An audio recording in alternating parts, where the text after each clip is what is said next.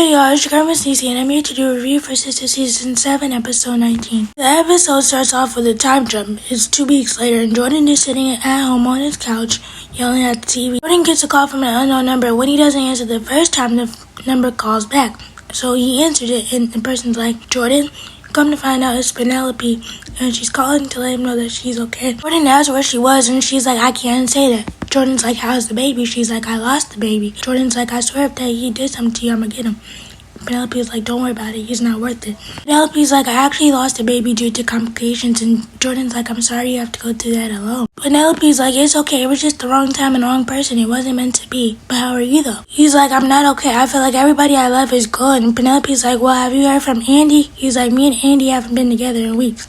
The last time I talked to her, she told me that you were alive. Penelope's like, well, something must be wrong. She's like, how's the campaign going? He's like, well, I messed it up too. Penelope's like, well, I've seen you messed up things before, and you always come out on top. So win this campaign and go get your girl back. I'm glad that Penelope didn't tell Jordan what actually happened with her, because if she did, he would have tried to go after Gary, and Gary would have unalived him. Then we see Rich and Tony going over there to check on Jordan, and Jordan's not answering the door, so they wind up doing the absolute most. Going in his car, beeping his horn, banging on the door, waking up the whole neighborhood just to try to get his attention. They wind up getting Jordan's attention because Jordan sends a text to Rich to let him know that the door's unlocked. When they get inside, they see Jordan sitting on the couch drinking a beer like he ain't showered in months, Sundays. He's done lost his best friend and he don't know what to do with. So Tony and Rich are like, where you been at, man? Jordan's like, I've just been working on my campaign. Jordan's like, I'm not even sure if I want to win anymore. Rich is like, well, it don't look like you've been working on your campaign. Jordan's like, well, my campaign people are working on it for me. Rich is like, you gotta think about why you wanted to run in the first place, and it damn sure wasn't because of Andy. Tony's like, she's not even thinking about you. She's probably laid up with some other nigga lying to him. And she's probably not even sad. She's probably over there dancing to the City Girls instead of Mary J. Blige. The best thing for you to do is worry about yourself, get another woman, and take a shower. Tony is like, we gotta go because we gotta head to the baby shower. And Jordan's like, oh yeah, the baby shower is today. Don't tell anybody that you see me. Over at the bank, Damani comes in so that he could give Sabrina a draft of the article before he actually prints it so that she could read it and see if she likes it. Sabrina's like, I love it. And Damani's like, you notice how I didn't mention your IVF journey? Sabrina's like, I'm glad you didn't because I was just over here talking, getting real personal with you. Damani's like, well, speaking of your IVF journey, have you found a donor since your boyfriend doesn't want kids? I think I'd be a better fit. Damani is like, well, I used to sell sperm in college and this might be my ego talking about we might make a beautiful baby. Damani is like, well, you're smart and beautiful. And Sabrina's like, thank you. And she's really thinking about this man being our donor because she asked about his medical history, if he had a baby picture, and to see his teeth. What type of professionals are y'all to have this conversation in the bank? Whereas Zach and Fatima's, we see Fatima downstairs doing her makeup, and Zach comes down the stairs and he's like, hurry up because you're gonna make me late.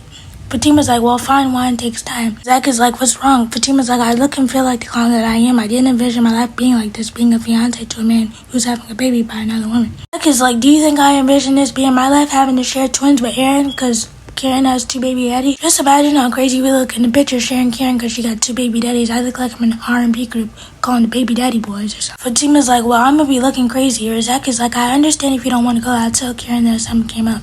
Fatima's like, well, I can't do that because she's extended the olive branch.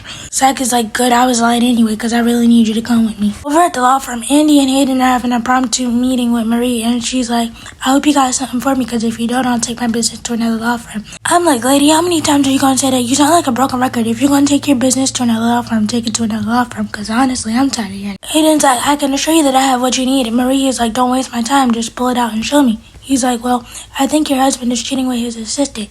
She's like, have you seen that lady? He's like, well, she definitely has hundreds of thousands of dollars from your husband, and he has different accounts too. Marie is like, I know, because I helped him set him up. The whole time she's talking to Hayden, Marie is looking at Andy, and she's like, who peed in your Cheerios this morning? Marie is like, I'm asking because you sitting over there quiet, and you letting Hayden do all the talking, and no offense, Hayden, but Andy's a better attorney than you. Hayden's like, well, offense was taken, but it looks like my counsel here is not having her head in the game. And he's like, I'm sorry, I'm just distracted. I have a baby shower to go to. And Marie is like, well, don't let me hold you up. I know Jordan's waiting for you. Andrea Barnes, this was your time to mention what's actually going on with you, that your ex is trying to kill you and trying to force you to marry him. He is like, you remember what I told you when I first started working with you? I'm always 3 steps ahead of you. Andy leaves, so it's just Hayden and Miss Marie, and Miss Marie tells Hayden, your office now. And I'm like, Miss Marie, you realize that his office has windows and anybody can walk by and see. Over at Karen's house, Karen is getting ready to leave for the baby shower and her mom is picking up, and her and her mom having a conversation about how she's nervous because Aaron and Zach being friends is too good to be true, and Miss Lisa tells her about how she's lucky to have a village that she had. Karen's like, well, I don't feel so lucky. I wish I had more hands. Over at Hayden comes in for work and Tamara's greeting him with a whole bunch of kisses, and he's like, "You're kissing me like I just got out of prison or something." Tamara's like, "What, I can't kiss you now?" Hayden's like, "I didn't say that, and I'm not trying to argue with you." Tamara feels something in her mouth, so she pulls it out, and she's like, "What's this?" She pulls out a gray hair, and she's like, Hayden's like, "What's that?" Tamara's like, "It's a gray pubic hair." Hayden's like, "Well, who you been sleeping with?" Tamara's like, "That came from you." Hayden's like, "Well, you might have had a sugar daddy in my house sleeping with him." Tamara's like, "No, I didn't." Hayden's like, "Well, you might have, because for the last month you've been acting real weird. And whatever you hiding is in your phone, so you don't have a right to question me until you show me what's in your phone." And Tamara did the Beyonce mute challenge. Look around, everybody on mute, because Tamara knows she can't question Hayden because she's just as wrong as he is. Over at Andy's penthouse, it's time to set up for the baby shower, and Sabrina's not there because she's still at the bank, so it's just Maurice and Pam there. Pam pulls out this big retractable banner that says Rooster Riches on it, and Maurice is like, "Karen's not going to be happy with that." Maurice tells Pam that she acting like Rooster Riches is sponsoring the whole thing. Pam is like, "What's wrong with a black woman promoting her business now these days? Black women in business is a new thing." "Yeah, Pam, it's great that your business is doing well, and it's great that you're promoting it, but a baby shower is not a place to do that. It's not a great time to make everything about you." Sabrina finally arrives at the penthouse, and she's greeting everybody and telling everybody to grab a drink and socialize because they're still waiting on Karen because Karen's a little late. Then we see Danny and Fatima having a conversation, and Danny's like, "I'm surprised you made it." Fatima's like, "Well, Karen invited me." Fatima tells Danny, "I'm surprised you and Karen are cool." Danny's like, "Well, me and Karen used to do this all the time in college. Ain't no different." Fatima's like, "I didn't picture my life to go this way, but me and Zach are trying to make it through, and we're just going with the flow." Fatima's like, "Every time I ask myself, can things get any crazier?" Danny's like, "Well, they do, and stay tuned." Zach walks over and he greets Rich and Tony. He's like, "Hi, I'm Zach," and they're like, "Rich and Tony." He mixes the guys up. He's like, "Tony, you must be with Sabrina, and Rich, you must be with Danny." They're like, "Actually, it's the other way around, but since you know the girls so well, what's some advice that you have for us when it comes to dating them?"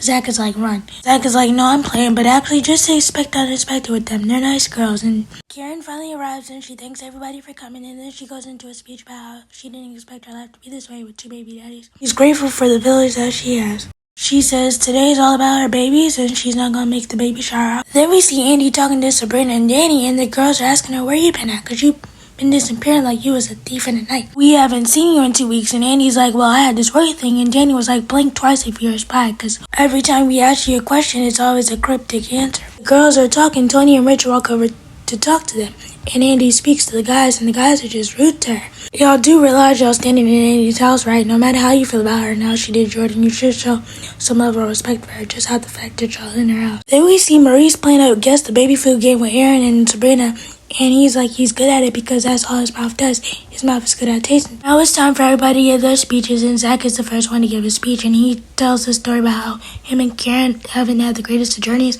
but they were able to come to some terms, even though this part of their life is unconventional. Baby shower also doubles as a gender reveal because Zach reveals that his twin is a girl.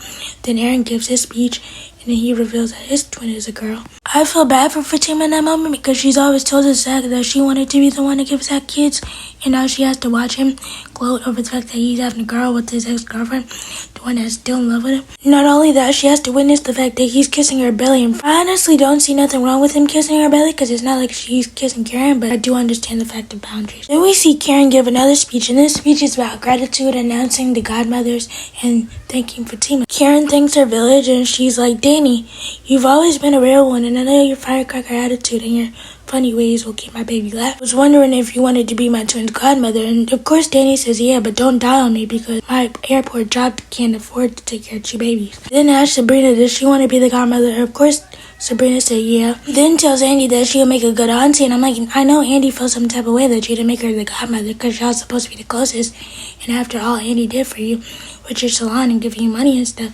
I thought you would make her the godmother. Karen goes on to say, "I do have something to say to Fatima," and everybody thought she was going to say something negative, but she didn't.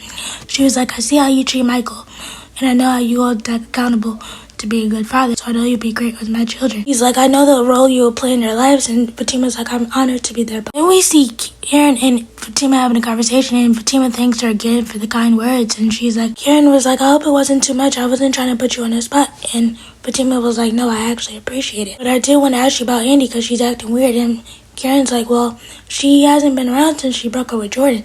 Fatima's like, "What? When did that happen?" Karen's like, "We only know that because the guys told the girl." And as Karen and Fatima are talking, Andy walks by and she's getting on the elevator to leave. And who comes out the elevator? Gary. Everybody's in shock and they're asking Gary, what is he doing there? And Andy's like, "Can we talk about this in the room?" And Sabrina's like, no. She's like, I know he wasn't invited because he wasn't on the list. And Gary's like, how am I not invited to something that was being held in my house? And Gary's like, I don't think she should be getting advice from a bank robber. Rich stands up to defend it. I'm like, somebody beat Gary. Fatima says something and Gary looks at Zach and he's like, can you put a muzzle on your B? And Fatima's like, your B. And Zach is like, you got one more B. And it's like, enough of your games, Gary. Can somebody just tell me what's going on? And Gary's like, you haven't told them yet? And Andy's like, please, Gary, don't do this. Fatima's like, what dumb B allowed you to manipulate her into marrying you? This was a cute moment because Karen and Fatima actually agreed on something because Karen was like, yeah, that part. Gary should have said that one over there, but instead he pulls Andy over and he's like, I'd like to introduce you to my fiance, Andrea Barr. Andy's looking like she's scared out of her mind, but let me know what you guys think about the episode. Please be sure to like, comment, subscribe, turn on bell notifications. Bye!